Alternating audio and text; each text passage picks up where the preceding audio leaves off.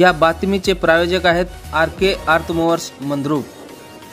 यांच्याकडे विहीर, शेततळे, पाईपलाईन इत्यादी कामे करून मिळेल। संपर्क मोतीलाल राठोड 94 210 22 491। मध्ये 40-55 केलंय, काही झोन मध्ये 175 कोटी ते 250 कोटी केलंय।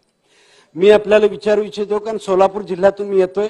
सोलापूर जिल्हा शहर हे बीडी कामगारासाठी मोठं हब होतं, परंतु दुर्भाग्याने बीडी कामगार आता कमी झालेला आहे, बीडी उद्योग कमी झालेला आहे आणि म्हणून ह्या व्यवसायावरती येण्यासाठी सोलापूर हे कोणत्या झोन मध्ये येतंय, कारण एवढी मोठी तफावत जर असेल 25 ते 45, 40 ते 55, 30 ते 45 एवढी तफावत जर असेल तर सोलापूर सारख्या ठिकाणी नवीन उद्योग येण्यासाठी खूप अडथळा निर्माण होतोय। आणि सोलापूर हा दुष्काळजन्य जिल्हा आहे। खरं म्हणजे बीडी कामगार बंद झालेले आहेत, त्याच्यामुळे मला असं वाटतं की सरकार हे विशेष बाब म्हणून सोलापूरसाठी ह्याच्यात जास्तीत जास्त झोन कोणते आहेत, सोलापूर कोणत्या झोन मध्ये येते आणि ते कोणत्या टप्प्यात बसते।